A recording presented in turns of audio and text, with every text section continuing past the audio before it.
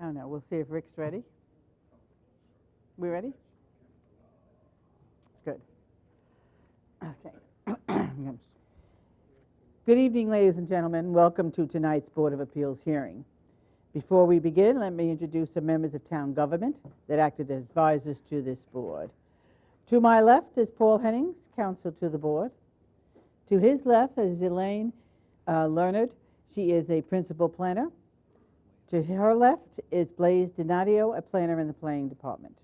Now let me tell you why you're here tonight. New York State statute requires that any town that adopts zoning must also have a Board of Appeals to act as a relief valve, so those persons that agree by strict application of the zoning ordinance can seek relief without the expense of going to court. Town board has given Board of Appeals additional powers, such as special exception approvals, site plan approvals, etc. in Smithtown. The town board has given this board authority regarding certificate of existing use and some special exception uses. The most common kind of application before the board are area variances. Area variants deal with dimensions such as lot area, frontage, height, setbacks, and parking spaces. New York State statute mandates that the board must consider the following 5 criteria in area variances. When you come to the podium to present your application, you need to address these 5 variances. They're posted here for you. Number 1, whether an undesirable change will be produced in the character of the neighborhood or a detriment to nearby properties will be created. Number 2, whether the applicant has other feasible alternatives. Number 3, whether the variance is substantial. Number 4, whether an adverse impact on the environment will be created. And number 5, whether the alleged difficulty is self-created. The statute requires the board to balance the interests of the applicant and those of the neighborhood or community. This statute further requires that the board shall grant the minimum variance shall deem necessary and adequate, and at the same time preserve and protect the character of the neighborhood and the health, safety, and welfare of the community. The board has the power to impose reasonable conditions for granting variances. Special exception applications are different than area variance. When we have special exception, I'll explain the difference. Regarding procedure, cases will be called in order that they are advertised. When your case is called, please come forward, submit your affidavits and mailing receipts to Mr. Donadio, and then you'll be sworn in at the podium. You'll then be given the opportunity to explain to the board why you need the variance.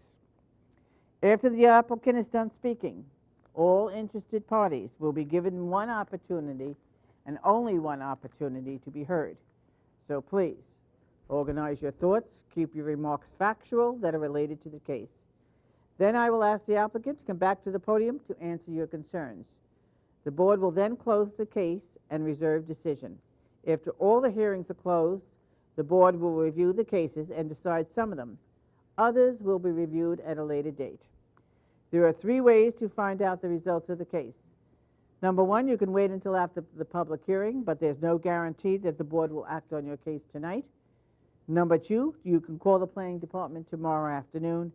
And 3, applicants can wait and be notified by mail.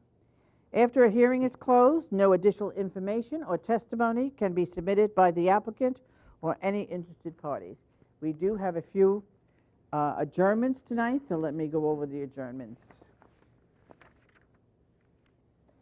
Case 17284, Bellagino Kitchen and Baths, that has been adjourned to March 10th.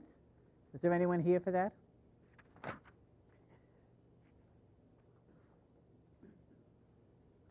Case 17287, Dorothy Wass on Winslow Lane, that has been adjourned to February 24th. Anyone interested in that case? Okay, case 17288, 2J's Inc. on Vets Memorial Highway, that has been adjourned to March 10th. Anyone interested in that case? All right. And the last case to be adjourned is Charles Muller, 17178. That has been adjourned to February 24th. Was there anyone here interested in that one? Okay. Thank you so much. Okay. Mr. Donadio? Thank you, Madam Chair. The first case on the agenda, number 17282, Darius Wazowski.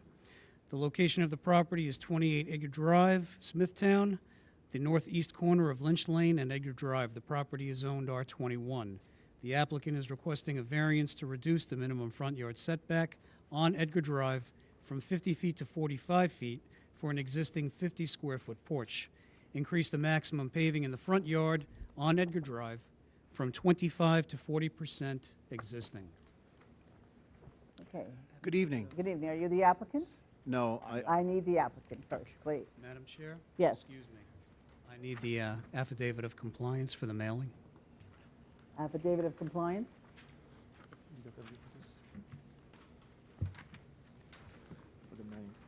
do you have that? Yeah. There it is. Got it. Thank you. Okay. May I have your name, please? Darius Vishavati, And your address? at 28 Edgar Drive, Smithtown. Okay. Raise your right hand, please. Do you swear to tell the whole truth and nothing but the truth? I do. Would you like this gentleman to speak for you? Yes. Well, that was the applicant, so it's right on the... Yes. Okay. I will ask the other first gentleman to make sure. Let me have your name and spell your last name. My name is Chris Alvino, A-L-V-I-N-O. I'm with Okay. Harold Gebhard Architect, 363 North Wellwood Avenue, Lindenhurst, New York. Okay, raise your right hand. Do you swear to tell the whole truth and nothing but the truth? Yes, I do. Thank you. Okay, you want to tell us why you're here, please? Well, we're here for two variances. One is a front porch. While we were doing some alterations to Darius's residence. It's for a front yard for the front porch, but we wanted something to cover the front door while you're getting into the house and fiddling with keys and things of that nature. The second is an area variance, but it's one that was pre-existing. That's the paving and the circular drive. When you say pre-existing, when was it pre-existing? When the house was when Darius purchased the house, it was already that way. Yeah, but you don't know when the paving went in, did you? Do you? It's been there quite a while. I mean, Yeah. I'm not sure how. I mean, it has to be a long time because it's old. Right, Yeah. all right. But it's all going to be. We would like to clean. Refresh it, make it nice. Right. But even though it's pre-existing, that doesn't mean that the board has to... Of approve it. course, I understand Yeah, no, that. But it's yeah. been there a very long time. We would like to keep it that size, and put pavers or something really nice for the driveway, and the walkway. Planning? Madam Chair, with respect to the paving, the first variance is not an issue. I don't think we object to that for the porch. The paving, on the other hand, is a substantial amount of paving in the front yard, 40%. In the past, the board has approved in certain circumstances upwards of that much, but there were particular circumstances why it was approved. I don't know if there's any particular reason why the applicant would need that much paving in the front yard, but something for the board to consider. Gentlemen, any questions? No question. Okay, thank you so much. Thank you. Thank you. Is there anyone here that would like to be heard on this application? Okay. Hearing none, I'll entertain a motion to close the hearing. So moved. Second. It's regularly moved in second. All in favor? Aye. Aye, motion carried. You're welcome. Good night.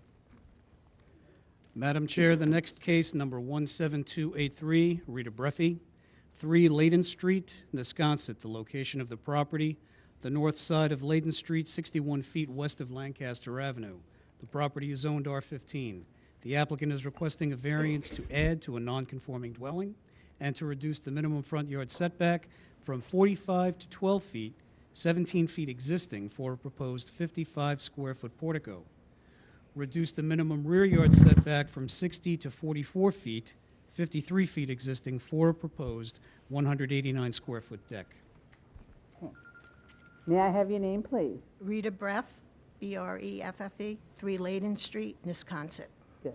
Raise your right hand, please. Do you swear to tell the whole truth and nothing but the truth? Yes, I do. All right. Now, would you like these gentlemen to speak? Yes. All right, both men speaking? You are. I'm the architect? Okay, so let's, would you give me your name and spell your last name? Yes, Edward Koenig, Koenig, 535 Pine Acres Boulevard, Bright Waters, New York. Raise your right hand, please. Do you swear to tell the whole truth and nothing but the truth? I do. Thank you. We're applying for a variance for an existing one-story framed house that has an existing concrete front stoop. We'd like to demolish the front stoop and change the direction of the staircase going out to the front yard and put a front roof over porch over a new staircase. The size of the new roof over porch will be similar to what's there now. So requesting this variance is because it is a non-conforming lot. We will not be encroaching closer to the side yards, and we will not be encroaching substantially more towards the front yard. We are also requesting permission for a rear setback variance to add a wood deck to the backyard.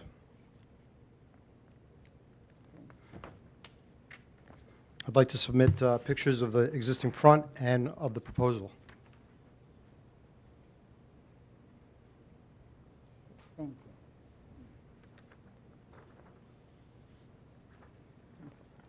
My client has been in the process of the last couple of months reinvesting in the house, residing it, trying to refresh the house, and as part of rejuvenating the house, she'd like to add this porch and the deck to add to the value of the house. Planning? No comments. Okay. Just wait a minute. You want to pass that down so these gentlemen can see this too? This is the new way they want to have it. Okay?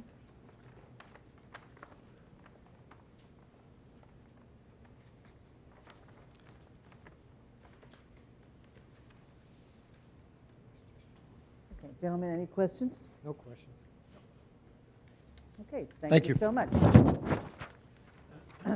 Is there anyone here that would like to be heard on this application? Okay, may I have your name, please? Edward Gary, 22 Lancaster Avenue, Wisconsin. Spell your last name Gary.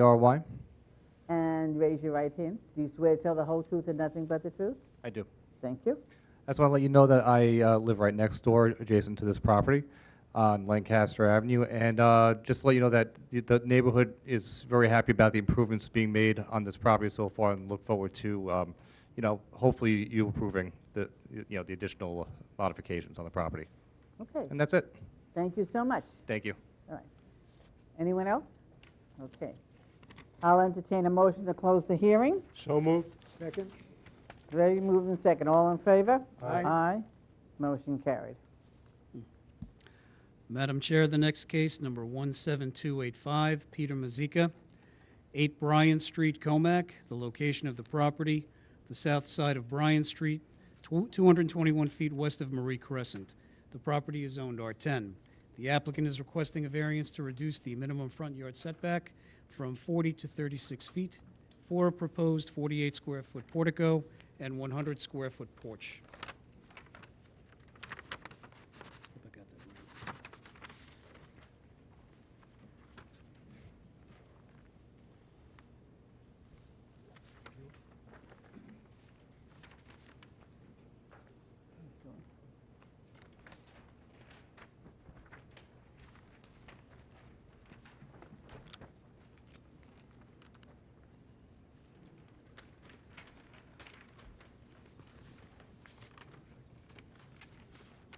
Okay.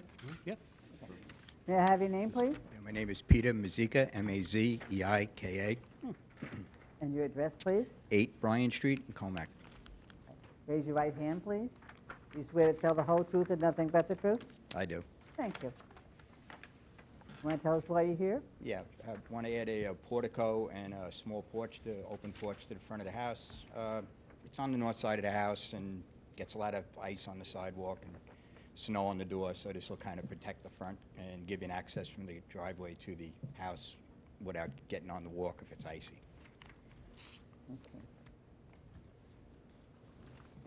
Planning? No comments? Gentlemen, No question. okay. Thank you. Is there anyone here that would like to be heard on this application? That was it. Hearing none, I'll entertain a motion to close the hearing. So moved. Second. It's regularly moved and second. All in favor? Aye. Aye, motion carries.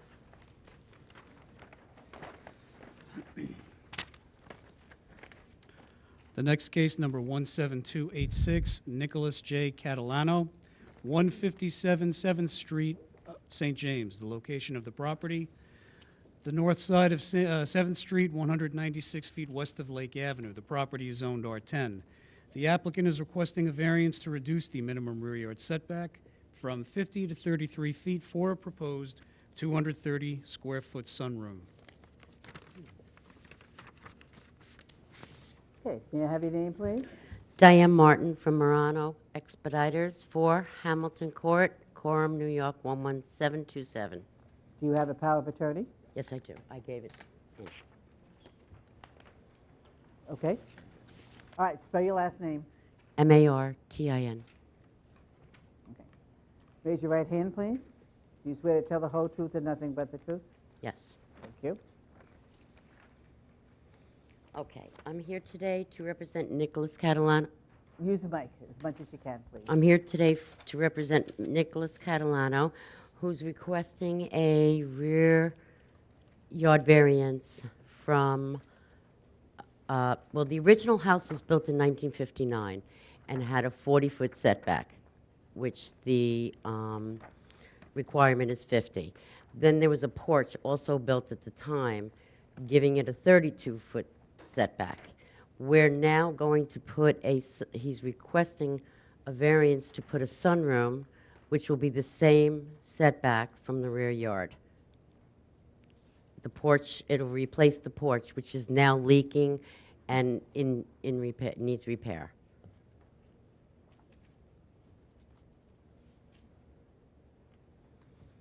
May I submit pictures showing? I don't know if you have these pictures. We do have pictures. Oh, you do? Okay. Yes. Okay. When the house was built, that was prior to COs, and of course now it would require one. Okay.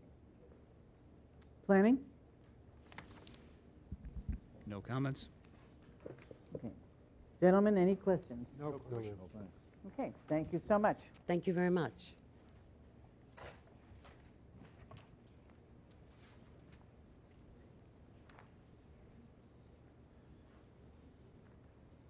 Is there anyone here that would like to be heard on this application? Hearing none, I'll entertain a motion to close the hearing. So moved. Second. Is regularly moved and second. All in favor? Aye. Motion carried. Madam Chair, the next case, excuse me, 1-17258, J. Nazaro Partnership, 710 Smithtown Bypass, Smithtown. The location of the property, the northwest corner of Smithtown Bypass and Terry Road. The property is zoned NB and R10.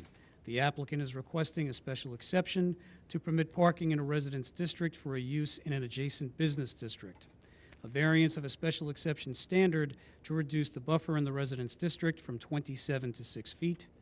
A variance to waive the 10-foot protective planting strip and 6-foot high stockade fence on a district boundary.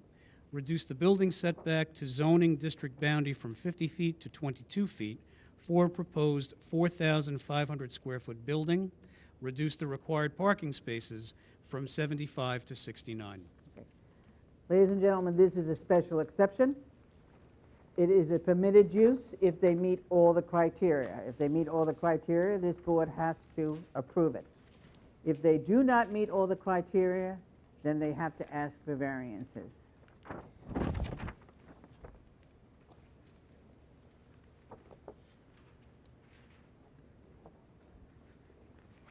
Excuse me, Chairwoman. That's Didn't know all you were right. going to be to us so We quickly. went fast. Yeah, you did. You did. We had a lot of adjournments. I'm sorry, my notes are coming in a moment, but I'll start going. Okay, let me have your name and address. All right. James Nazaro, 8 Saxon Avenue, Bayshore, New York. Raise your right hand, please. Do you swear to tell the whole truth and nothing but the truth? Yes, I do. Okay. Let me just see what we have here. All right, wait a minute. This one is January. This is October 29th. This is not the right one, right? It's January 9th, the one. we're looking at? Looks like that's a 200, 215. Right? Okay. This is January.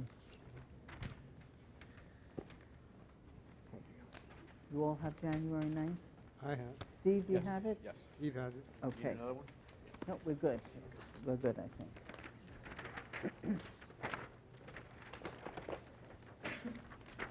Okay.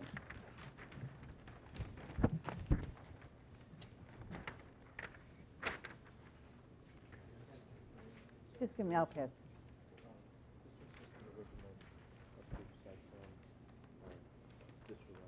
Okay.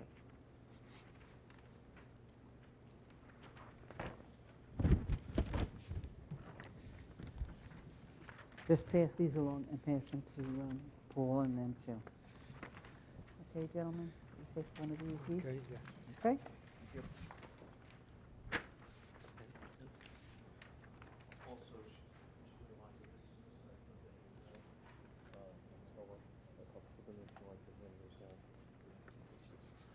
All right, we'll share these. Okay, perfect. Yep. Okay, we're gonna have to share. Okay?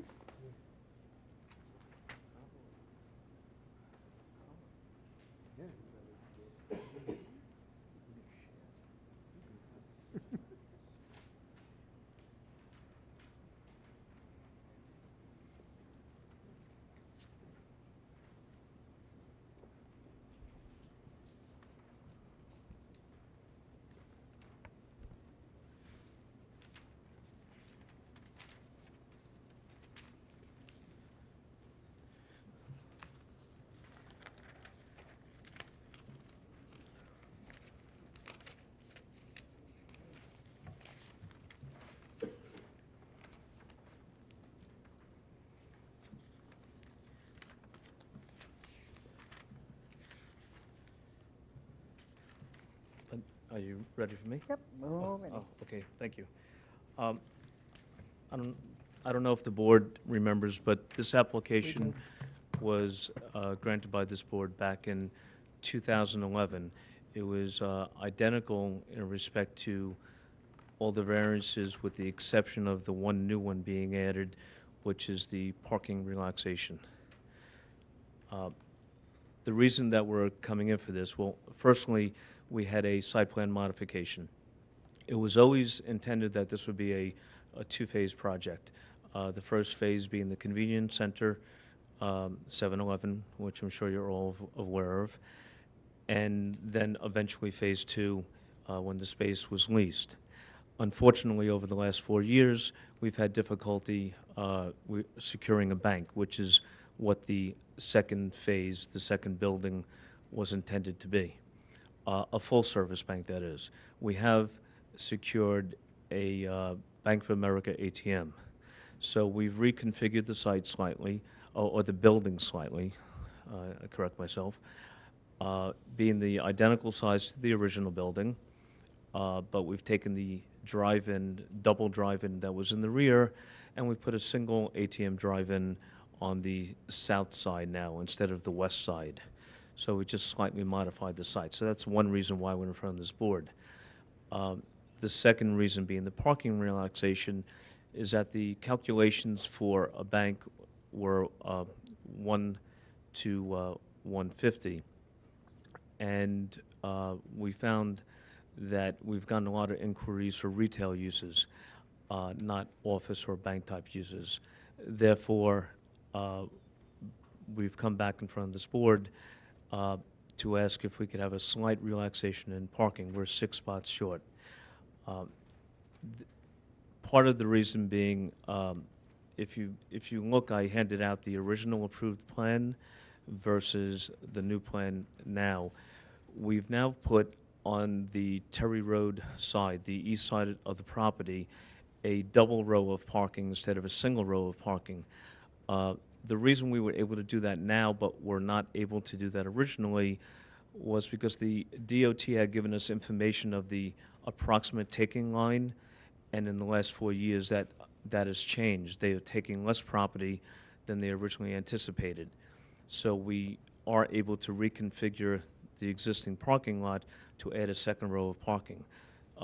So we have gained 9 parking spaces over the existing approved site plan, but still, fall slightly short, approximately, I believe it's 8% short.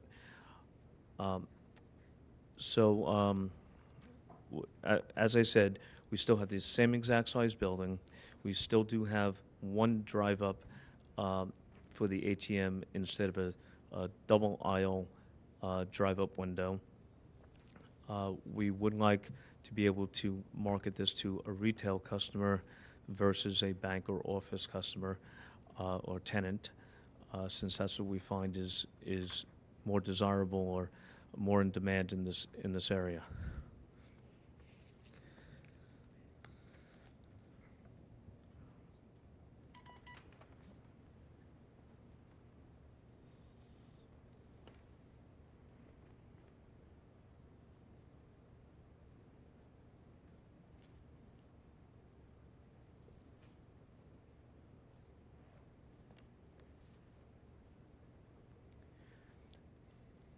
Would the board like me to go over the original variances? Is that necessary? I don't believe it is. Do you want to go over? No, It's, everything's on the record. They're in here. Yeah. Yeah, we have everything, it's on the record. All right, so Yep. All right. all right, the variance to decrease the building setback to zoning district boundary from 50 feet to 22. Right. That, as I said, remained the same. We are 22 feet on both Phase 1 and Phase 2 from the residential boundary line, though it should be noted that the residential property is a Suffolk County recharge basin. Okay. The second part of the variance is to waive the 10-foot planting strip and 6-foot high stockade fence on that same boundary. Once again, the boundary of the adjoining property is a recharge basin. Special exception to permit parking in residential district, which is a presumptive right as far as I know. So we're taking advantage of that right. Variance of a special exception standard to decrease the buffer in residence district from 27 feet to 6 feet.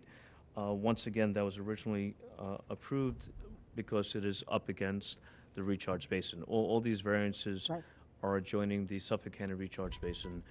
Though being zoned residential, it is still being used as a recharge basin.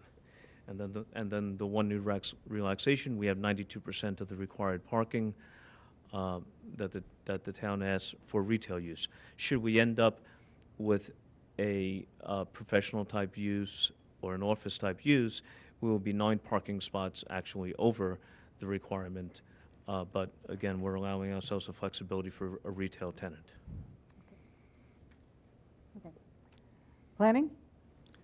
Madam Chair, as the board is aware, the Planning Department prepared a PAR regarding the application. As Mr. Nazaro has said, basically this application is a mirror of the original, with the exception of the parking variance, because the use of the proposed building is being changed from office to retail. Because nothing has really changed with regard to the application with that, except for that one issue, planning has no objection to the application and does recommend that the board consider approving it. Thank you. Okay, gentlemen, do you have any questions? No, I just have one question for you. I see 2 different site plans here. Which one is it the L-shaped building? Yes, One- that should be your new one on the little piece of paper. This colored one? That's the current one, which I believe you have the large 24 by 36. The small one I gave you was the original approved site plan. Okay. I gave that to you as a reference. Got it, thank you. Okay, Thank thank you so much. Thank you.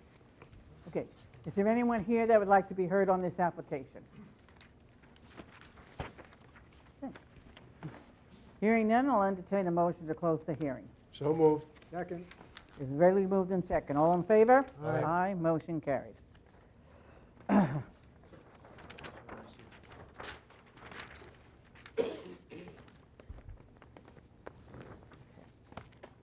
goes with this.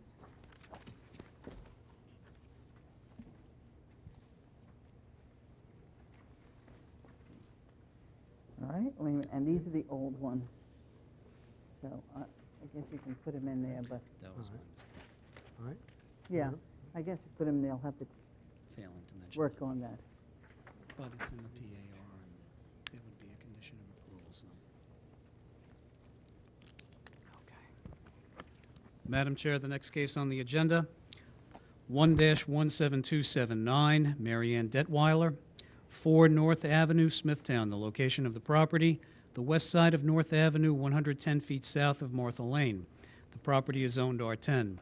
The applicant is requesting a special exception to permit harboring or stabling of horses in the R10 zoning district, a variance to permit more than 1 horse to 2 horses on a plot less than .75 acres to .72 acres. Permit environmentally sensitive lands, depth of groundwater less than 10 feet to be altered. Good evening, Madam Chairman, members of the board. My name is Vincent Tremarco. I represent the applicant. The affidavit of posting and mailing was just submitted to Blaise Donadio. I guess you all remember this case was on a couple of meetings ago, and there was a slight problem with the advertising, and so this board required us to come back, as is the law, and re-present the case.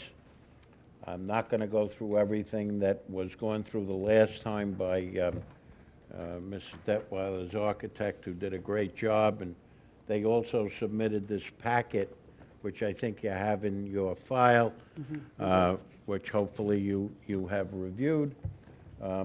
Just want to mention a couple of things.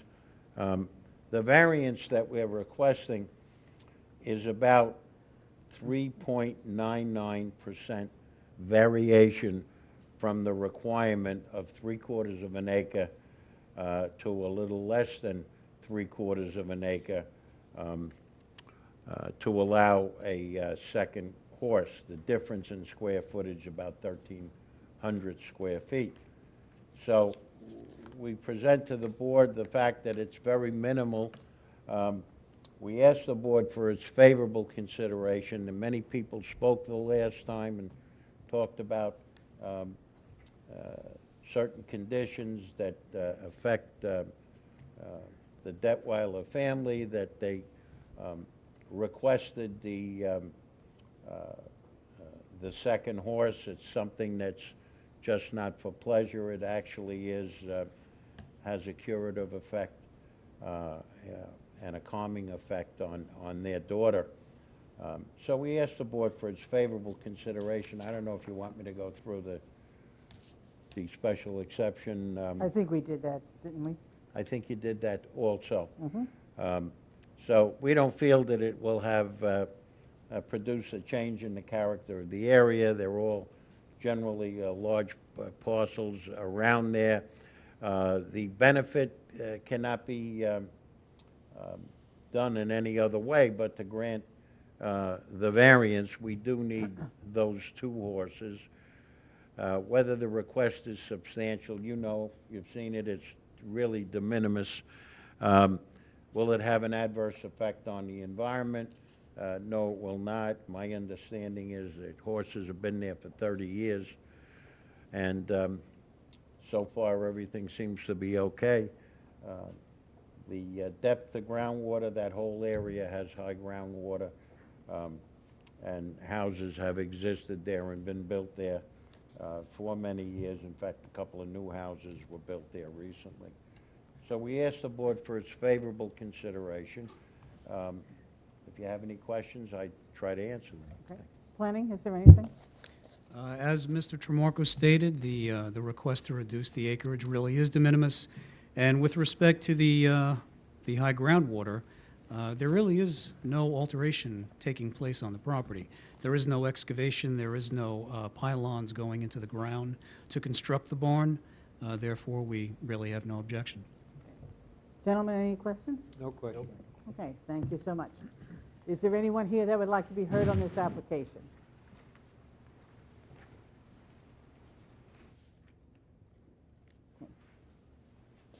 How are you? Hi, may I have your name, please? Stephen Caffarelli. Spell your last name Cafarelli. and your address. 47 Halleck Avenue. Okay, raise your right hand, please. You swear to tell the whole truth and nothing but the truth. I do. Did you speak last time?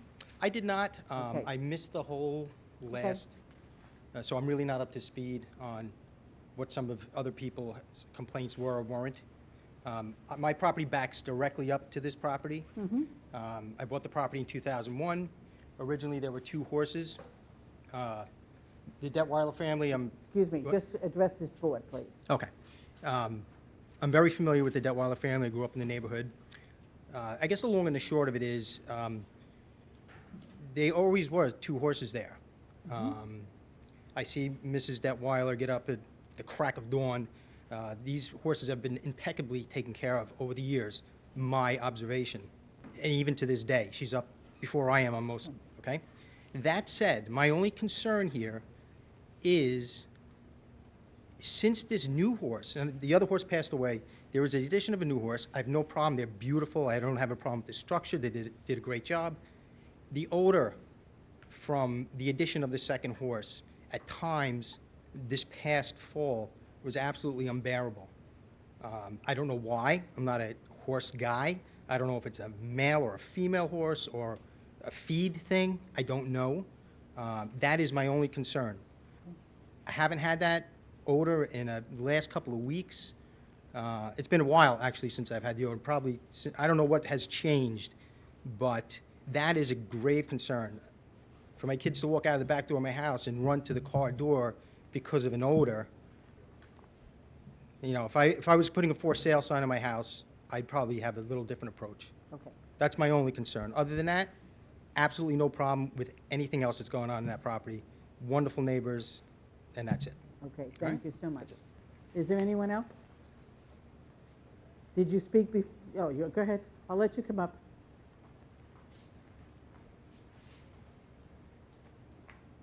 Let me have your name and address. Lauren Katea, 31 Morton Street, Port Jeff Station, New York.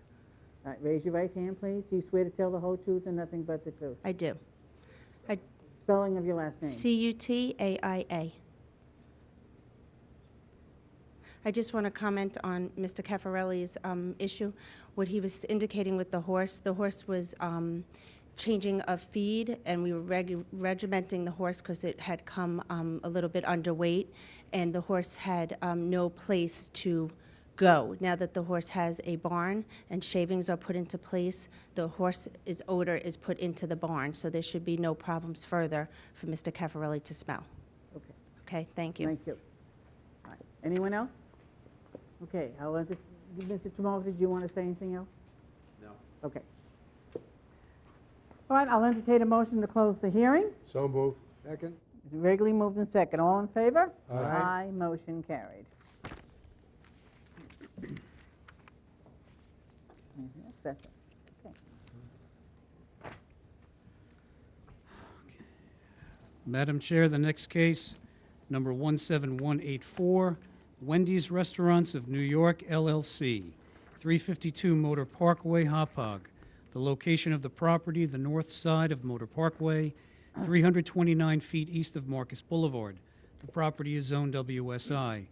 The applicant is requesting a special exception to modify a counter-service restaurant, variance of a special exception standard requiring adequate parking, variance of a special exception standard to reduce the front yard landscape buffer from 50 to 43 feet, to eliminate required truck loading space from 1 to 0, to increase the maximum number of ground signs from 1 to 8, 6 existing, increase the maximum square footage of 2 ground signs from 40 square feet to 52 square feet each, increase the maximum height of a wall sign from 15 to 20 feet, reduce the minimum parking from 70 to 42 spaces.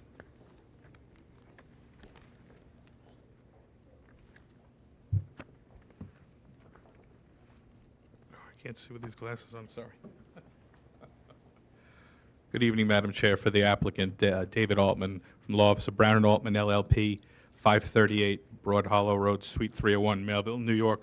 Madam Chair, I'm just going to submit into the record and I'll hand it up to Mr. Donadio, the proofs of mailing, as well as the affidavit of mailing, affidavit of posting, a copy of the Town BZA special permit approval from April 9th of 2003, a copy of an approval from this board with respect to a BK restaurant, that's Burger King, from January 29th of 2014, a copy of the resume of Dale Koch from Bowler Engineering. Dale is the civil engineer on the project. A copy of the resume of Paul Going from Atlantic Traffic and Design. He's our traffic engineer, as well as several copies of the traffic impact analysis prepared on 2/6/15 of this year, along with numerous sets of floor plans and aerials of the site. Right. Want to do the ones that we need? I'll take it, I'll pass. Okay. These are just for this or for this, okay. Let me pass these.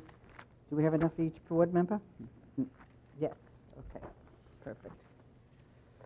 Here you go, gentlemen. Okay. Okay. And these you can bring to Blaze.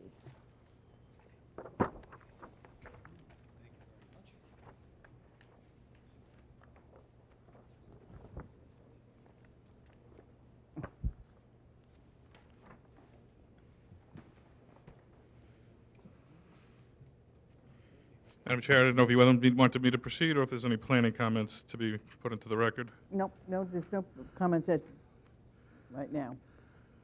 All right? You all have everything? Okay. Okay.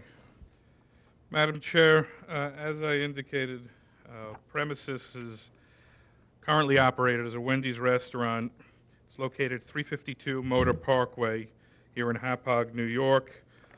It has been operated as a Wendy's restaurant for the better part of 12 to 13 years.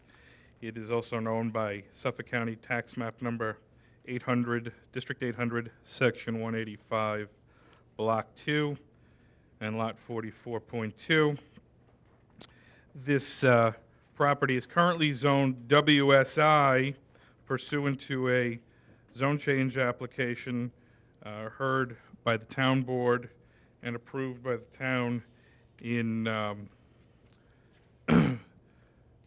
November of 2002. That was under petition number 2001-05. In connection with that application, I will note that there were certain conditions imposed as part of the application. Certain conditions required that the property, which was previously zoned LI prior to the zone change, adhere to the LI requirements on the site, one of them being related to parking, another to front yard setback, as well as landscaping and lighting. The applicant is seeking certain variances with respect to the special permit which was granted by this board on April 9th of 2003 under case number 13997, as well as the modification of certain bulk requirements, including certain requirements imposed by the previous light industry zoning designation on the site. I will go through, for the record, the variances which the applicant seeks from the board. Wendy's requires certain area variance relief which can be characterized as parking variances, sign variances, and variances of certain general permit conditions set forth under section 322-94G of the town zoning ordinance. With respect to the parking variance that's before the board today, the existing Wendy's restaurant is approximately 3,145 square feet. Wendy's is proposing an addition to that restaurant of 330 square feet for an approximate total of 3,475 square feet. Under section 322-62 of the town zoning ordinance, a counter-service restaurant, which Wendy's is considered, is required to have one parking space per 150 square feet of floor area. This would require 70 spaces. The site is presently improved with 42 parking spaces, and that 42 parking spaces was in fact improved by the town as part of the site plan approval going back to July 8th of 2003. Wendy's proposes to maintain the 42 spaces that currently exist, albeit with a redesigned parking configuration, as will be discussed in greater detail by Mr. Koch. As more fully set forth in the traffic study dated February 6 of 2015, prepared by Atlantic Traffic and Design, 42 spaces provided is more than significant to meet the peak demand for on-site parking at the premises. With respect to the sign variances at issue, Wendy's is seeking permission to maintain or to have 8 ground signs on the property. That includes the existing Wendy's monument sign, which is currently along the site frontage on Motor Parkway, 2 menu boards, which is a parallel menu board drive-through, and 5 small directional signs, which have been on the site for a number of years. It's my understanding, Madam Chair, that several years ago, planning decided or considered the directional signs to be signage within the meaning of the code, and therefore, even though they're existing, we're required to seek variances tonight based on the number of signs. A variance is also required with respect to the size of the proposed menu boards, Madam Chair. Under Section 322-69B, 40 square feet is permitted. The applicant is proposing 51.92 square feet. And the basis for the size of the signage is driven in part to make sure that the lettering and the menu ordering is visible to patrons when they're approaching and ordering their meals at the menu board. Finally, the applicant is also seeking a variance for the height of a wall sign to be situated along the frontage of the property facing Motor Parkway.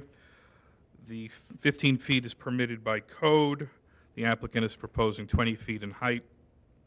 I will note for the record, and as Madam Chair is aware, I've appeared before this board on numerous occasions seeking height variances for wall signs from this dimensional criteria. They have been routinely granted by this board, and I will say in this instance it's certainly warranted. The Wendy's is set back more than 100 feet, I believe it's 110 feet from Motor Parkway, and the additional height will certainly give greater visibility to motorists to help them identify the use on the site. Finally, Wendy's is seeking, and generally at the behest of planning, based upon my conversations with planning, variances from certain general dimensional criteria set forth under Section 322-94G of the Town Code. A permit, Wendy's is seeking permission to maintain and modify the existing special permit where, quote, plot area is deemed insufficient to allow for code-compliant parking. As will be discussed in greater detail by Mr. Koch and Mr. Going, the proposed parking of 42 stalls, and that's currently what exists today, is more than sufficient to meet the needs of the proposed use. In addition, variance is sought to allow for no on-site truck loading stall and for parking based upon, again, less than the number of stalls required by code. That is Section 322-94G8. Currently, the site does not have a truck loading stall, and it did not have a truck loading stall when the original site plan was approved going back to 2003. None is proposed today. Finally, the applicant is seeking a variance to relax the front yard landscape buffer where 50 feet is required, and that goes back to the condition from the zone change on the LI front yard setback requirement of 50 feet required. We're seeking what I'll consider to be a small relaxation down to 43.1 feet. The overall lot area of the site is 43,562 square feet. Lot frontage on Motor Parkway is approximately 150 feet. The premises is located on the south side of the Hapog Industrial Park and is on the north side of Motor Parkway. The existing Wendy's restaurant, as I mentioned, was granted special permit under case number 13997 on April 9th of 2003. Wendy's has been operating at the site for the approximately 12 to 13 years. The existence of the Wendy's restaurant on the site is an everyday expectation of both residents in the neighboring community to the south and west of the site and to people working in the Hapog Industrial Park. The quality and convenience of Wendy's food services at this location has in fact led to part of the variance relief which is sought here this evening, Madam Chair. As I mentioned, Wendy's is proposing a dual drive-through menu board. That dual drive-through menu board will be located, as you can see on the site plan, on the north side of the building where currently one drive-through menu board exists. As Mr. Going will explain in his testimony and is referenced in his report, the necessity for the dual menu board is not only for the convenience of the Wendy's patron, but to speed patrons through the queuing line and to make sure that queuing stays on site as required by code. Property is bordered on the northern and western lot lines by office use in the light industry zoning district. Property is bordered by a restaurant use along the eastern lot line, also zoned light industry. And to the south, of course, we have Motor Parkway, which is a east-west thoroughfare, 2 lanes in each direction with a center turn left lane. On the south side is Town of Islip zoning district, which consists of mixed commercial uses, service, retail, and the like. The proposed use is consistent with the character of the area and is commensurate with the current trends in development for counter service restaurants such as Wendy's, particularly with respect to the dual menu board.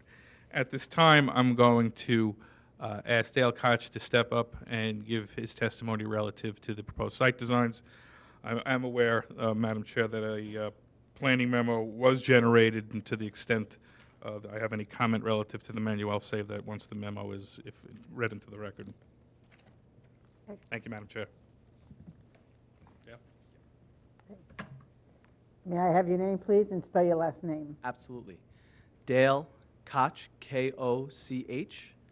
I'm a licensed professional engineer, currently with the firm Bowler Engineering, 2929, oh, okay, you got it. All right. Raise your right hand, please. Mm-hmm. Do you swear to tell the whole truth and nothing but the truth? I do. Thank you. So just starting off, I'd like to walk everyone through the existing site plan briefly and just discuss, the way it functions today. As Mr. Altman mentioned, the surrounding uses are commercial and industrial and, to the north, south, east, and west. Referring to an aerial exhibit prepared by our office, which is the first page in your packet, you'll see that the Wendy's sits just north of Motor Parkway, and directly to the north, which is actually an undeveloped area. It's an existing vegetation, natural landscaped area. And then directly to the west is an office building. Directly to the east is a restaurant.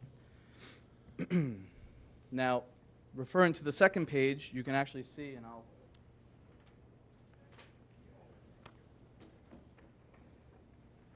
referring to your second page is actually a zoomed-in version of the aerial exhibit. And you can see the Wendy's restaurant as it exists today. So access is maintained off of Motor Parkway. It's a restricted right-in, right-out access. Circulation goes northbound and then circulates around the site and comes back southbound with angled parking stalls along the property lines, which is the eastern, northern, and western property line. And then there's an existing cross-access to the office space to the west. All the access will be maintained in our proposal, and we'll talk about that on the proposed situation. What I would like to point out is our initial conversations during our analysis of the site is there's issues or there's concern about the drive-through queue during peak hours, which Mr. Going from Atlantic Traffic will discuss in greater detail. However, from a site layout standpoint, when you have the queuing that wraps around the building and comes down almost to the, essentially to the south of the building, and then at some times, as many of you may know, onto Motor Parkway, the parking stalls to the east of the site are angled stalls. They're 60-degree angled stalls, which require an 18-foot backup space. Once the drive-through queues and cars are along the entire site, the backup space is then reduced to 8 feet. You essentially lose 10 feet for the cars being queued within the drive-through. So, that was one of the things that when we started analyzing the site, we noticed that these stalls, once the drive-through queues to that extent, are not in compliance anymore with the town code. So in order to mitigate these concerns, we came up with a new plan, which is the third page of your packet. It's a rendering of the proposed site plan.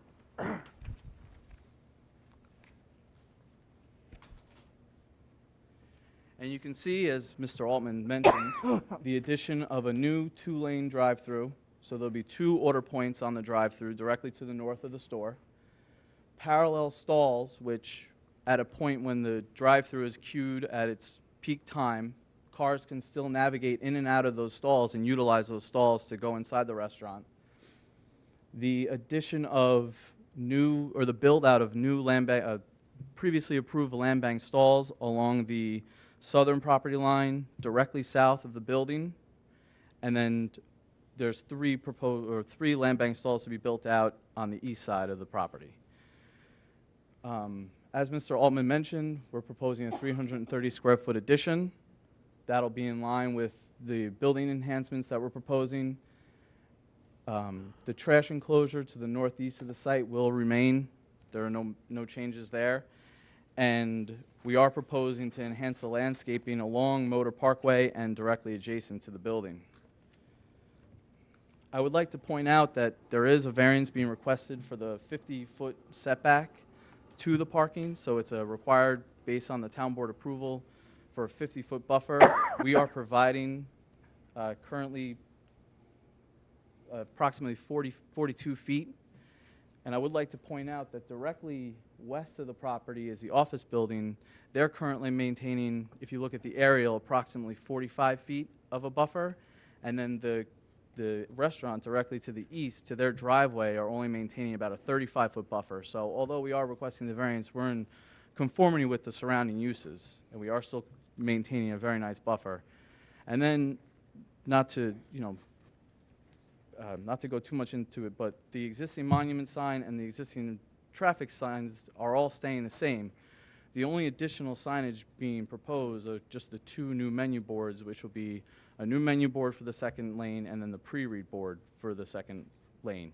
And the purpose of the second lane, which Mr. Going from Atlantic Traffic will discuss a little further, is to increase the efficiency of the drive-through and try and reduce the queuing, which currently is a condition at the site. So unless the board has any further questions, I'd like to turn it over to Becky David or to Mr. Paul Going from Atlantic Do Traffic. you have any questions so far? Or you want to wait? We'll wait. Okay, they'll wait a minute.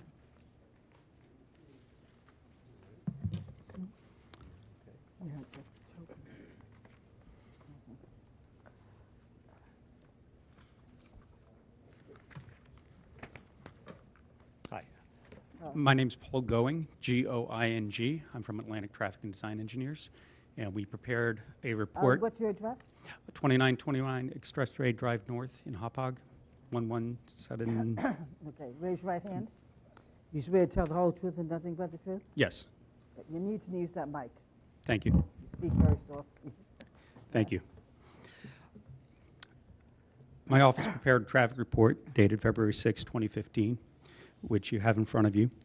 The site's located along westbound Motor Parkway. It's within Hauppauge Industrial Park. And as Dale spoke about, there's a traffic issue with the site, which is the queuing. The queuing in the lunch hour particularly extends onto Motor Parkway. We made observations both during the lunch period and the evening period. In the evening period, we didn't see the queuing. So this site is very busy in the lunchtime hour. I think that has to do with the fact that it's within this commercial area, and there aren't a lot of other options for quick, inexpensive meals. So there's several improvements proposed to address the drive-through. The first is the double menu board. The second menu board would sit parallel to the first menu board, and there's two benefits of it. The first benefit being that having the double lane back there actually queues up more cars in a more compact space at the rear of the site. So whereas today, we observed a maximum queue of 19 cars for the drive-through. That extended onto Motor Parkway.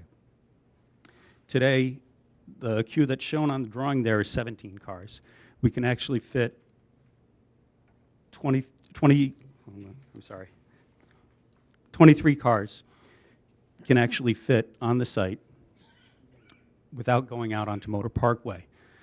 So the first thing we're doing is we're providing capacity on site, providing room on site to queue up that demand that we saw, that maximum demand of 19 cars. The second thing is that the second menu board allows 2 orders to be taken at one time. When we made our observations at the site, it's pretty clear that the existing menu board is the bottleneck there. A lot of customers know what they want, they order quickly, and they move on. Some customers make a large order, a complicated order. They need time to decide what they want. They have family members in the car yelling out what they want. When that happens, they don't move through the menu board and the queue builds up. So by having the second drive-through, you allow customers who are not making a large or complicated order to keep moving through the drive-through, through the queue, while that large order is made.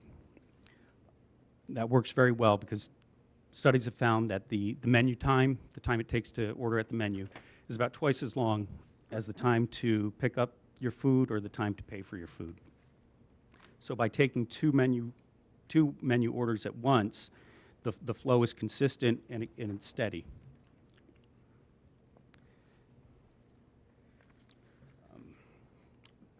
We also looked at the traffic situation, the amount of traffic generated at the site. We collected data on Wednesday, June 25th of 2014, and on Friday, January 30th of 2015. What we looked at was the lunch and dinner periods. This particular restaurant is not busy on Saturdays.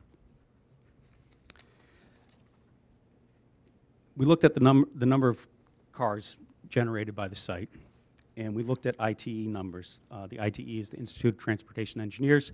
They publish a book called Trip Generation. It's actually several volumes, and they have average trip generation rates for fast food restaurants and many other uses throughout the United States.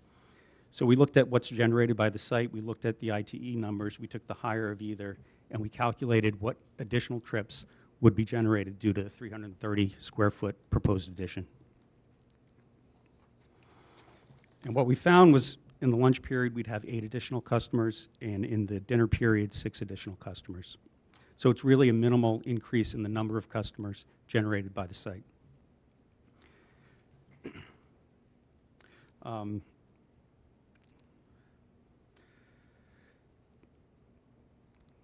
We also took a look at the parking demand. As Dale mentioned, there are 42 stalls on the site today. There are 42 stalls proposed, although in a different configuration. Essentially, by putting the double drive-through in the back, some of the parking is moved up into the front in the area that parking had previously been land banked. The maximum number of cars we saw, which of course was during the lunch period, not the dinner period, was 27. The increase in building size is about 10%. So prorating the 27 stalls that were occupied maximum, we come to a 30 stall demand. So with the 42 stalls, we have 12 stalls available, which is 29% of the total supply, and that's why we deem it sufficient for the needs of this restaurant. In conclusion, we're providing the second menu board. It's 2 customers can order at once. You may have seen this at McDonald's in the area, and it works very well. I live in New Jersey, and I use them all the time. We're physically arranging the drive-through so we can queue up more cars without getting them out onto Motor Parkway. The 330 square foot addition, that's coming only with a five-seat increase. Normally, 330 square feet in a fast food restaurant would accommodate 20 to 25 seats. So we're only increasing 5 seats. The addition is really to provide more space inside the restaurant to make some improvements in the interior. Finally, we're proposing to stripe the shoulder out on Motor Parkway, and the county has reviewed this. It's proposed to stripe a right turn arrow within the shoulder area, basically converting the shoulder area into a right turn lane. So in the unlikely event that all these other improvements we're doing does not mitigate that existing queuing issue, we'll have that area striped, and so people know what to do. Any questions? I just have a question. Sure. I thought you were saying to mitigate the queuing, people with large orders, for example, are going to go to the outer lane, and people... It's which really are a gonna matter go- of, How does that work? you're not directed to go to whichever, you go to whichever lane is available to you. Okay. Basically, there are not that many large orders. There could be some instances when a large order is being taken out both windows. But in general, there'd be a large order, and most of the other orders are smaller orders. Where is the second menu board? Let me point it out. The second menu board is in the green island that's just to the north of the Here? building. Oh, there? Blue. Yeah, it's dual. It's a dual. And people are going, cars are going to know to go into that second lane? Well, there's signage provided that's appropriate to the situation to direct people how to use it. And like I said, McDonald's has been doing this for quite a while. I've done a lot of work for McDonald's myself, and it does operate very well. The menu boards are arranged in a way where you have full view of the other car, and there really aren't conflicts.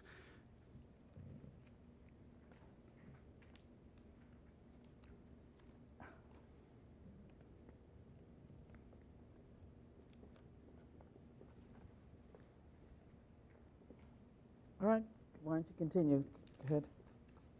I can't see this. To me, it's very confusing.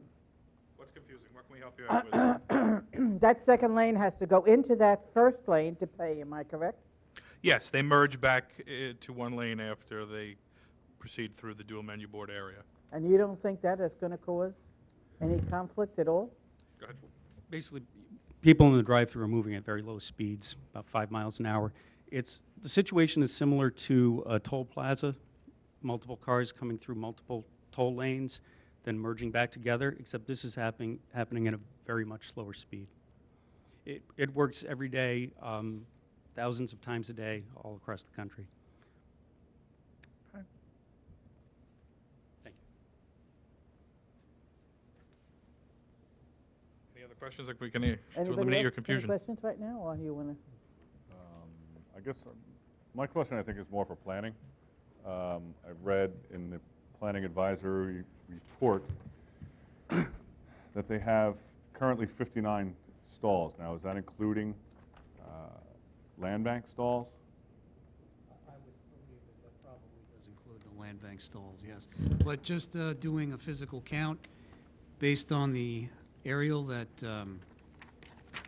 that was submitted, I do count 42 physical stalls. I would find it hard to believe that there's 17 land bank stalls on this site.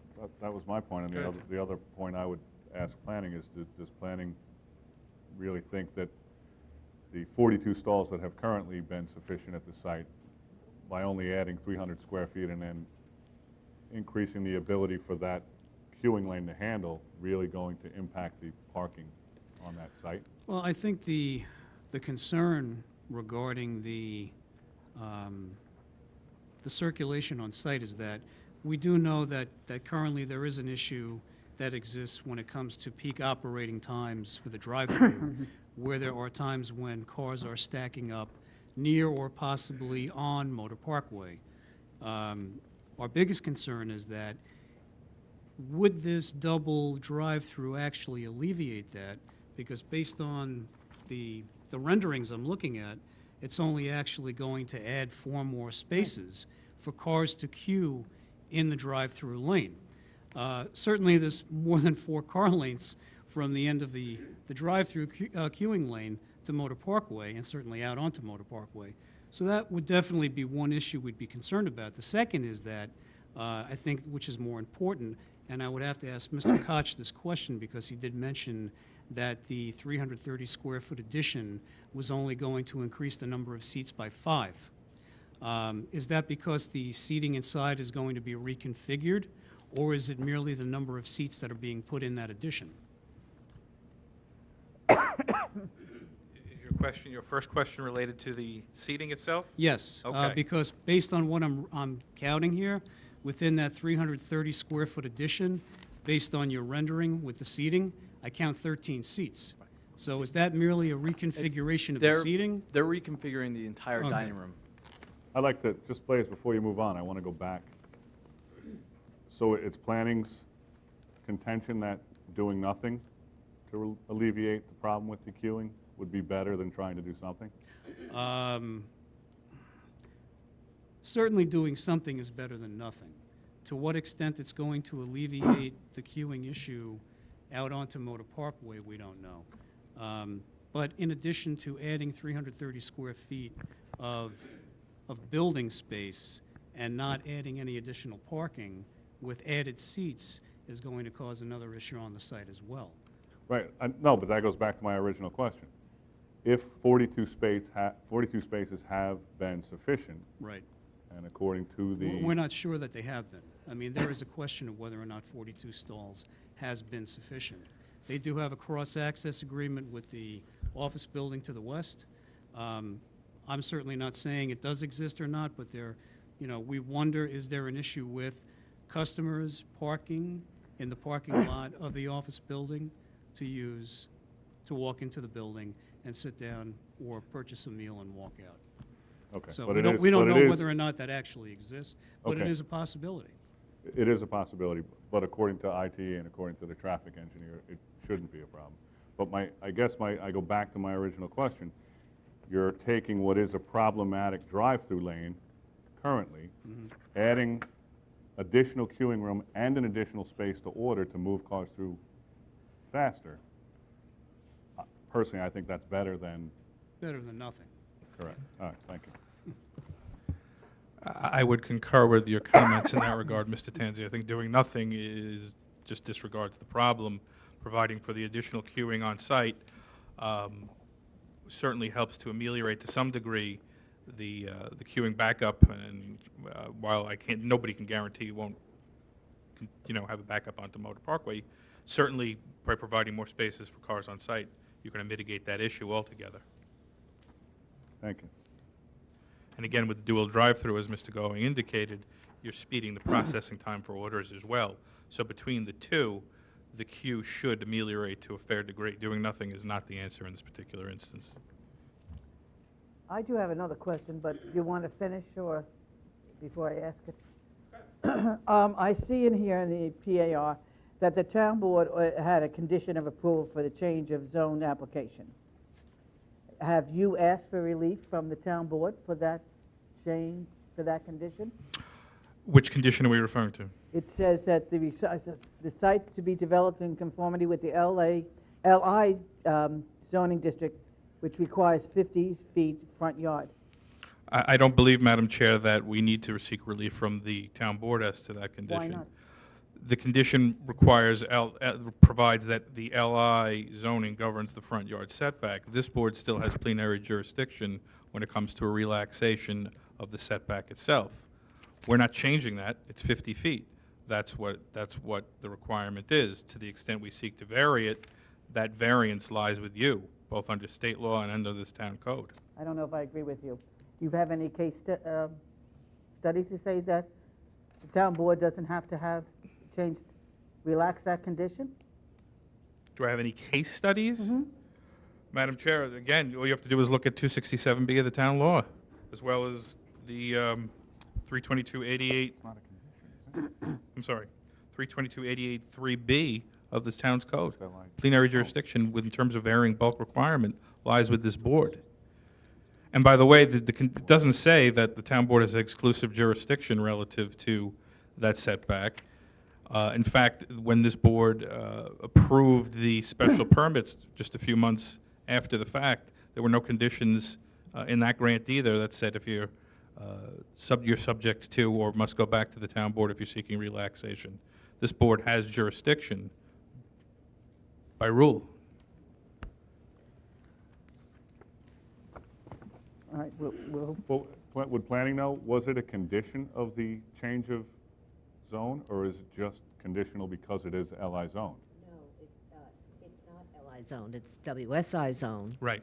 So it was a condition. I actually handled the zone change at that time. It was a condition that the town board was quite concerned to maintain the look. They saw the desirability of having this essentially spot zoning to require this particular use right here as a convenience to the Hauppauge Industrial Park users. But the board at the same time had great concern to maintain the look of the, so that's why it should be maintained as LI zoning, even though the zoning had been relaxed to WSI to permit the use. So it was trying to get both things happening at the same time. That was the intent of the condition, and it was a condition of the zone change. But in any event, this board would have the jurisdiction to grant relaxation via a variance. That's not my call. This board grants area variances. That's what the state law says. That's what this town's code says. All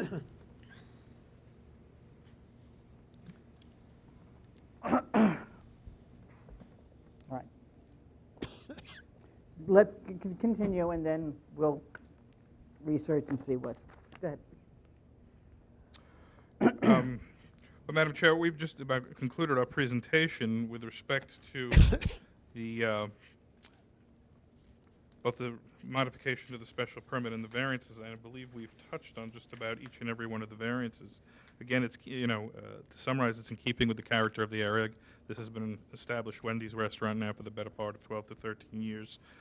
There's no adverse impact on environmentally.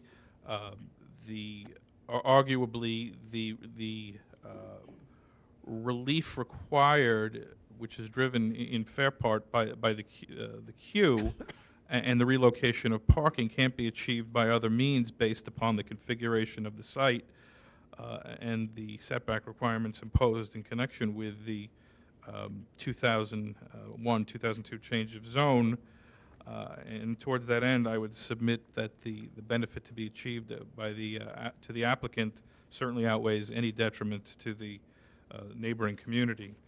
So towards that end, we would ask that the variance relief be granted, and that the modification of the special permit conditions as requested also be granted. Blaine, do you have anything else that you would like to? Just one thing for the record. An additional condition of the change of zone was the Push that mic up, Blaine. Go ahead. additional condition of the change of zone was the filing of a declaration of covenants and restrictions concerning 3 conditions. We don't have any verification that that was filed. I think it may not have been filed, and that would be something we'd like to have either confirmed or cleared up by the filing. Do you know what those CNRs were? Do I know what they were? It was a requirement that conditions 4, 5, and 6, I believe, be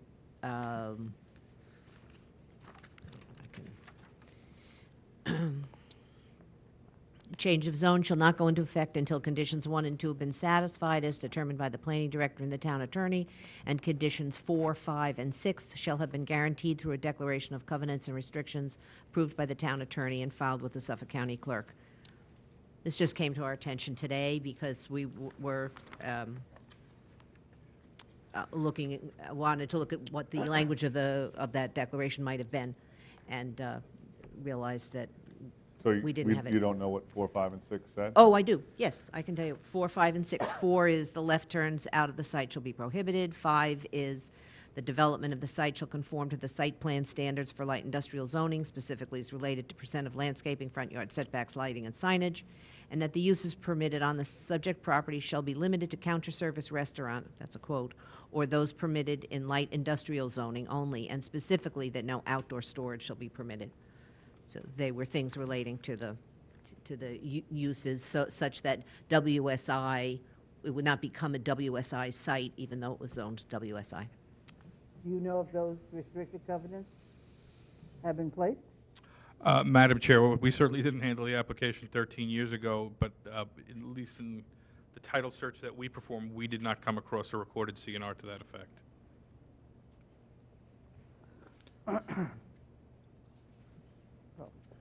I think that's something that's going to have to be done.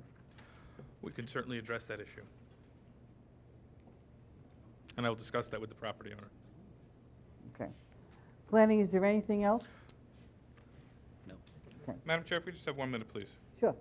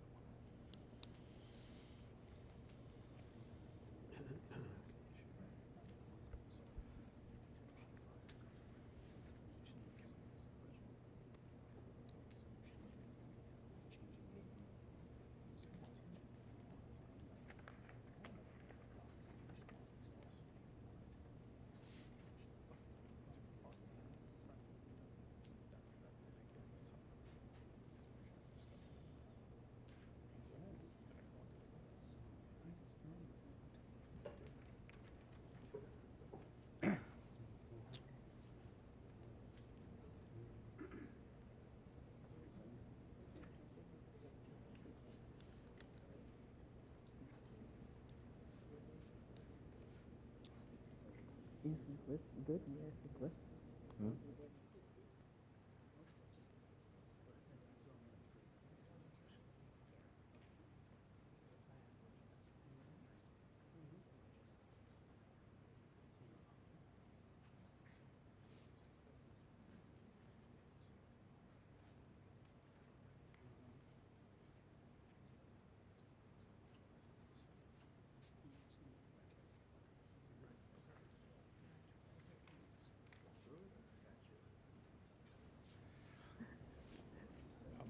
Do I have to do it?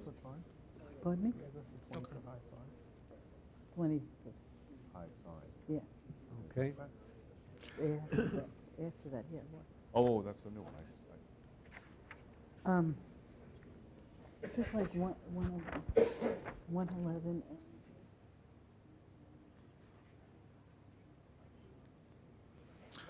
Yeah, I'm sorry, Madam Chair. We were just discussing the issue related to the front yard setback encroachment, and obviously the board's concerns, at least as you've expressed, Madam Chair. We have the ability, I think, to modify that plan to some degree where we can eliminate that setback variance on the front yard. However, what it's going to do, and I think Mr. Koch can further explain, is we may lose a parking space or two in the process. So it's sort of a question of what's your preference on the variance.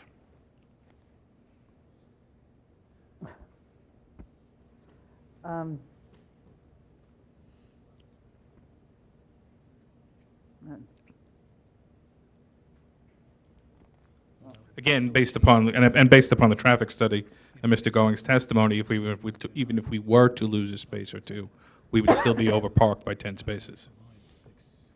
I guess the question for me becomes whether it is a requirement that the town board grant that relaxation of the condition of approval, because it sounds like one of the items in the covenants and restrictions directly relates to that. That would, if we were to do that, we would essentially eliminate that issue. Exactly. I mean, that's the point, is if you had filed the CNR, then we wouldn't be able to grant. Well, I guess we could, but... No, you could. It's still a bulk relaxation. It's a dimensional relaxation, as we discussed. But that issue is essentially taken off the table. But it looks like you would lose 2 parking spaces. We would lose 2. We would have to reconfigure the stalls in front. Right now, they're at a 70-degree angle to the curb. They would then go to a 60-degree angle. And by increasing that angle, we do lose 2 parking stalls. That's what it looks like. So it would, you reduce the aisle, you reduce the depth of the stall, and within those few feet, we would be able to get to the 50 feet. Then you would have to re-advertise, am I correct? No, I don't think so. Why not? Yeah, because you're asking for a we've greater- advertised for the parking variance on the whole. It's just a question of It would be a great... the number. More significant. But you're also withdrawing a variance as well. Yeah, no, but it has to be, I think it has to be specifically advertised that way. Yeah. I mean, to me, I personally would rather see a denser or more plantings in that front yard and 2 more spaces if the concern is that parking could become an issue. I mean, I'm just one person, but that's me. I agree, and but I do think it has to be re-advertised. Only if we're going to grant an additional Right. 2 parking spaces. Right. If that's what the board's preference is, I'll discuss with my client right here. Well, let me just say, I don't know how the rest of the board I feels. understand. You know that. So we'd have to discuss it and then let you know. I mean, you could close the hearing, discuss it with the board. If it turns out the board is of the mind to require that, we could Oh, request it I to would reopen. I don't know that I'd close it. I would certainly continue it. Just adjourn it? Keep it open? Keep it open? Yeah. Yeah, we'll leave it open. Okay. What date would you like to continue it to, Madam Chair? Well, they have to resend out the letters if we decide to that they have to Yeah. re-advertise. Yep. Right? Hmm?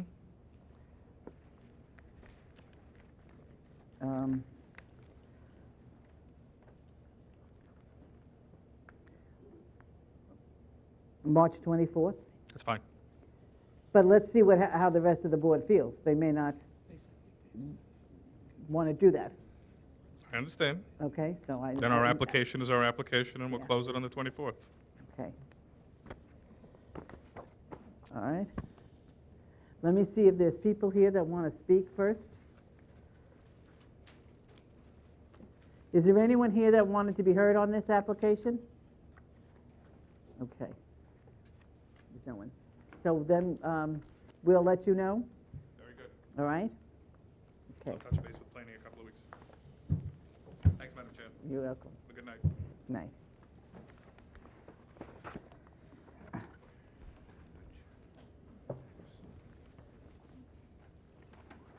So we're adjourning. And Mr. Altman, as far as the RRC, restricted covenant, I think that has to be done? I will follow up with the planning department. Okay, thank you.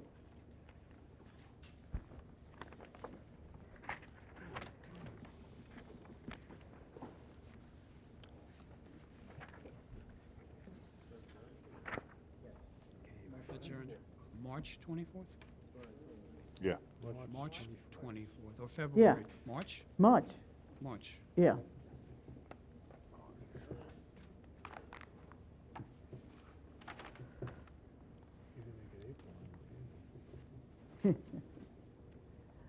Only because we have a lot of cases, I don't think they will be ready by the 24th of February, and I have a lot of cases on March 10th. Okay?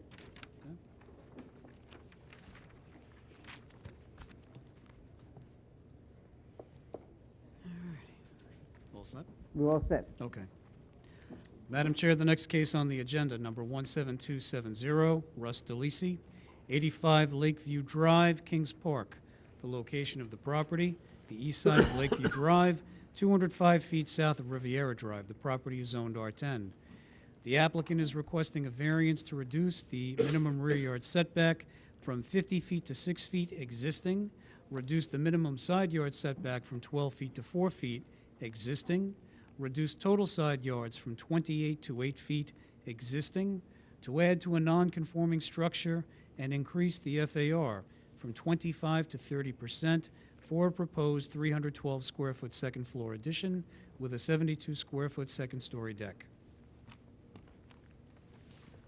Have you? Okay. Not on. Is it on now? Is it on now? Oh, there you go. Okay, good. Start. Russ DeLisi, DELISI, 85 Lakeview Drive, Kings Park. Okay, raise your right hand, please. You swear to tell the whole truth and nothing but the truth? Yes, I do. Now, would you like the gentleman to speak for you? I'm going to speak first, and then he's my architect. He can. Okay, so let me bring him in, and then I can swear him in. May I have your name, please? Valentino Pompeo. Oh, well, you got to spell that. VALENTINO,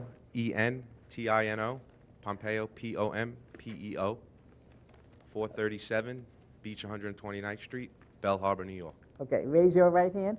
Do you swear to tell the whole truth and nothing but the truth? Yes. Okay, good. Madam Chair and board members, you started this meeting by stating you wanted to know why we're coming up here. So I have a very simple reason. It's a one-bedroom home. and I have 4 children, 2 of which have joined me tonight and getting a great lesson in local politics. To my other 2 children, one is a 12-year-old, which I have custody every 2 weeks of, and my 4th child is in college at this time, but looking to come back to New York. My residence is a 1-bedroom home, and I'm looking to put a modest second floor on, 1 bedroom with a bath. And actually, we're not looking to use the entire 2nd floor, and I'll let my architect speak to that. We've created a setback in observance of the percentages versus lot usage. So, having said that, I'll turn over to Valentino for more specifics relating to the project. Okay.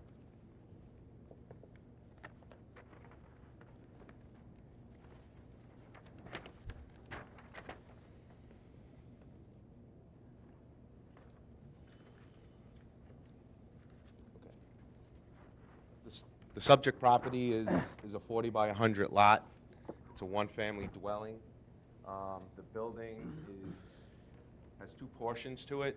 There's an existing 2-story portion and then an existing 1-story portion. The building's located towards the rear of the the lot, and that's why we were requiring variances for the existing non-conforming side yards and rear yards. We're proposing to add a addition which would consist of 1 bedroom and a bathroom over the existing 1-story portion of the building.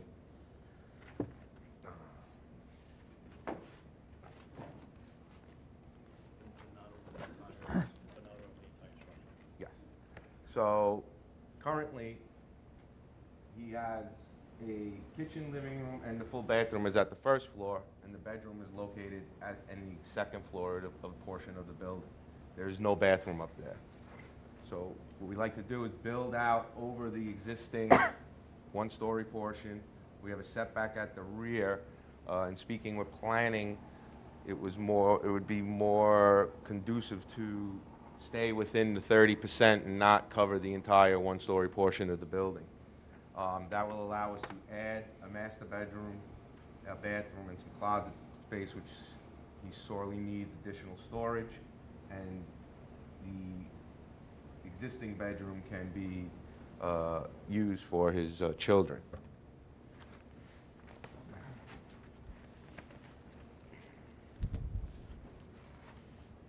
If you can see by our elevations, we tried to stay within the existing aesthetic of the home. Heights are staying the same. Obviously, we have the setback at the rear of the property. And there is also an existing 2nd-story deck that's being removed at the front of the dwelling. Did you get to look at this? I think there's only 2 copies. Did you get to look at this? How much you looked at this? You and Steve, if you could share it? Yeah, that's all the copies there were.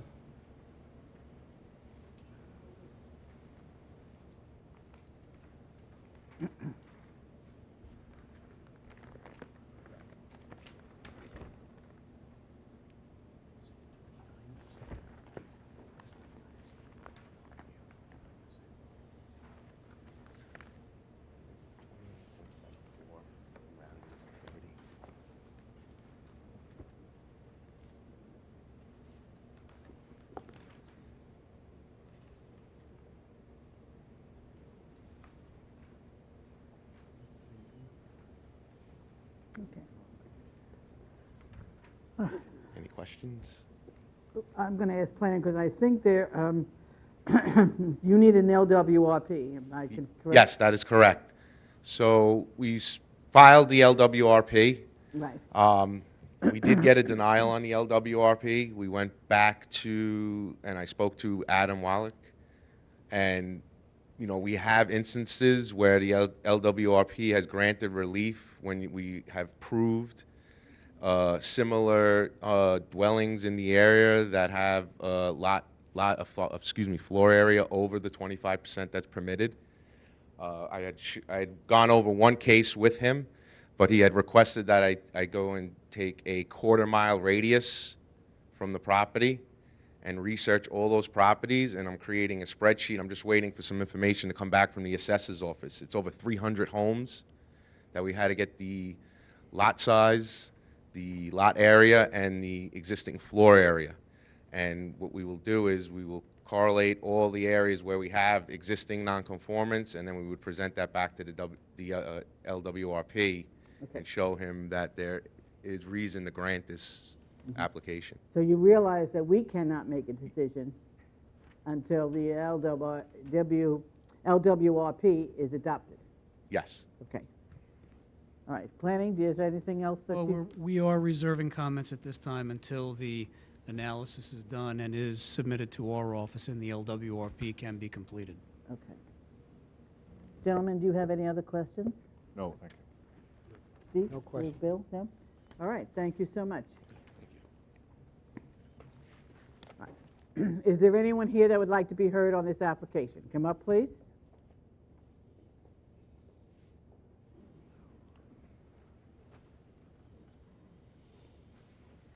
If you're going to speak, I'd ask you to line up so we don't...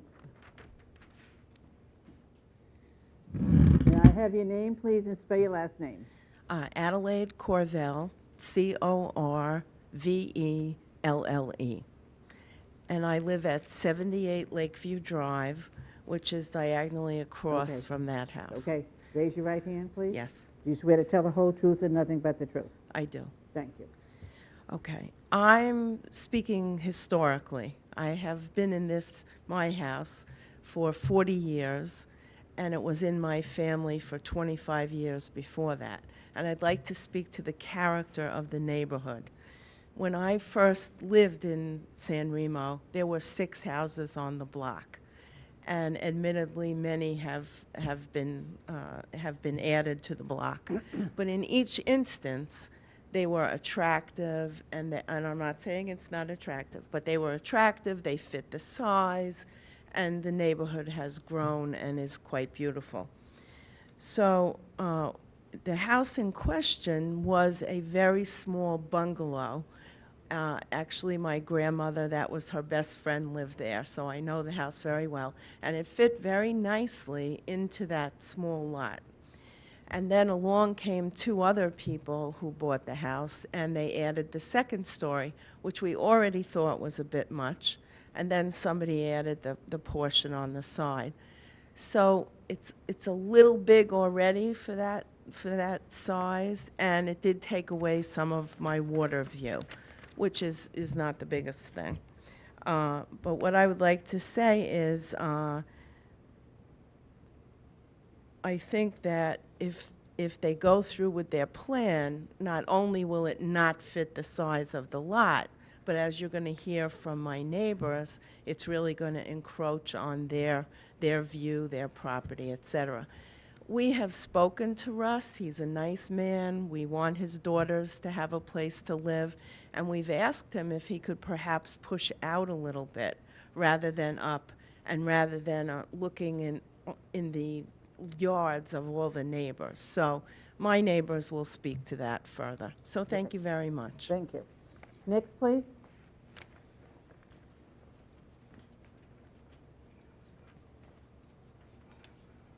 May I have your name, please? Pamela Loscalzo. You're going to use that mic. Pamela Loscalzo. Spell your last name. Loscalzo. Okay. 91 Lakeview Drive. Okay, raise your Kings right Park. hand. You swear to tell the whole truth and nothing but the truth? Yes.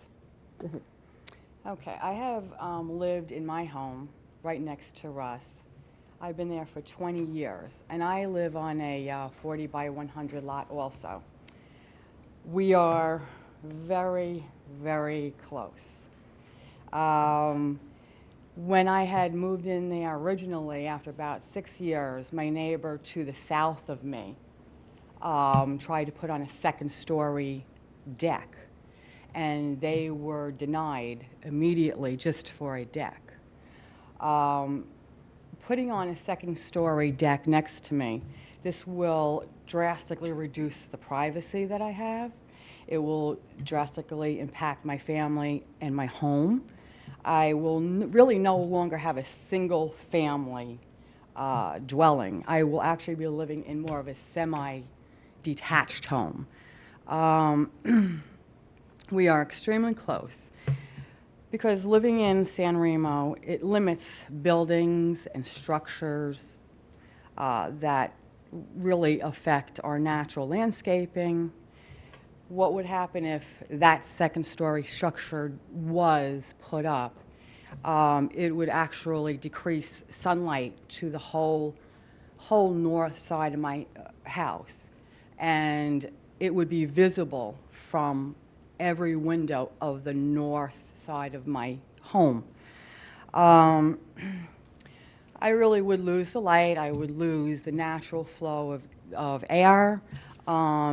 And I also have some pictures that I would like to present, if possible. You can. The only way you can present them is if everything is labeled, who took the pictures, when you took the pictures, and the case number. Okay.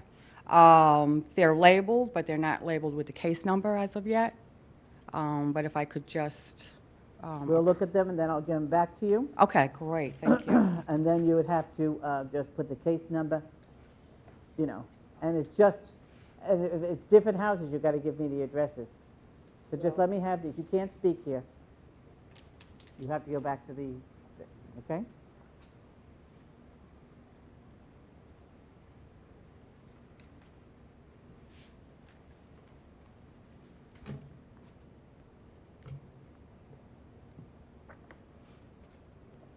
Okay. If there's anything else you want to say, you can. Okay, it's on the back of it, it's noted of where it was taken. Some of those pictures were actually taken from inside my home, where you could see the actual screen of my window and the frame of the inside of my window. We are literally so close that Russ's property, from the information that I had received, is 4 feet from the property line. His structure is 4 feet. So we are actually kissing cousins, and we could actually practically reach out and touch each other outside our windows, hand to hand. You really don't have the privacy, and we'll be looking into each other's houses. We will know everybody's business.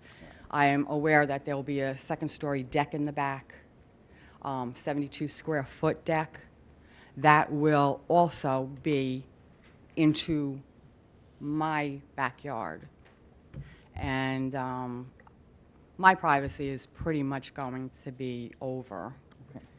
But I just wanted to present the photographs of being the closest person to this and affected by. All right. I Thank just you. want you, first of all, let me just say 2 things. Number one. Sure. First of all, there's absolutely no decision tonight. No, I know. Okay. Secondly, that you know this board does go to the sites. Correct. So we're very well aware what San Remo is. And Right, I okay? know. Yeah. So we do go to all of them. All Mhm. right? Thank you. Thank you so Now, much. should I, Let them look at it, and then we'll put them at the end, and just make sure you just label them with the number and everything. okay, thank you. All right? Thank Next, please. Anyone else going to speak? May I have your name, please? Good evening, Peter Stauffer, Stauffer, Okay, and your address? 83 Lakeview Drive. Okay, raise your right hand, please. Do you swear to tell the whole truth and nothing but the truth? I do. Thank you. Okay, nothing personal. Gentlemen, just address this Sorry, board. nothing personal to Russ and his family. I'm the neighbor just south of the person who just spoke. And the previous owner of 83 Lakeview Drive attempted to put a second story on the rear side of the property, and that was denied. It's a desirable place because you may have water view, and there is a precedent where it was denied. And because of that, I think it would be not fair to allow this to happen in light of that. The other thing is we would lose water view to the northeast if that addition was to be added. And it's just an odd shape or idea because it's already so close to the property line, 4 feet, 4 feet, 6 feet in the back. It's really squished all the way in the back. And then they raised the second story, and it looks out of proportion. So there clearly are other options, like the ground floor could be extended towards the street, towards the west, and that will give ample room to expand without blocking view or light, natural light, or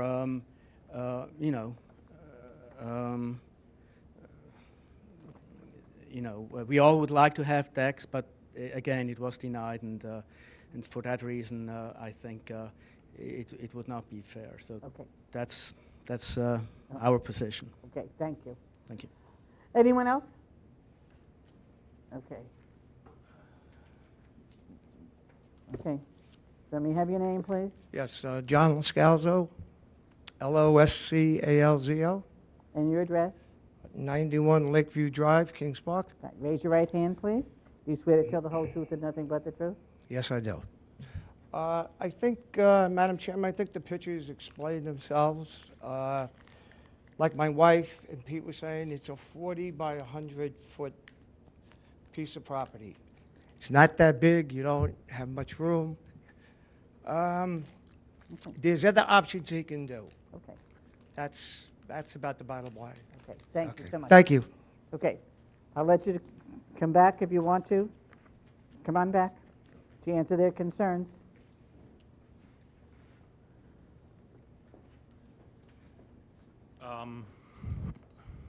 Concerns. I am sympathetic to them. I have my own plight, which is I'm a single father, and I bought this home 2.5 years ago, right after my divorce, after 23 years of being married, and I'm trying to make the best for my children, to be quite honest with you. With respects to, I'm sorry, I think it's Peter, he's 2 lots away, so I don't know how I could be affecting his view. So he is on the oath, so I don't know how that's possible. Okay, let's not go there. Go ahead. And I'm going to leave it in your hands. Okay, thank you so much. Okay, I'll entertain a motion to close the hearing. So moved. Second. You really moved in second. All in favor? Aye. Aye, motion carried.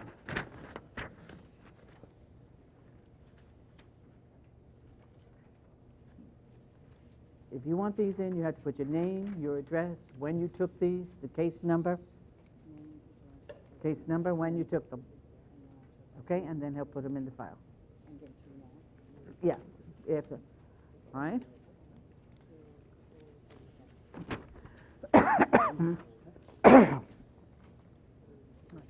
That concludes our hearings for tonight. Thank you so much.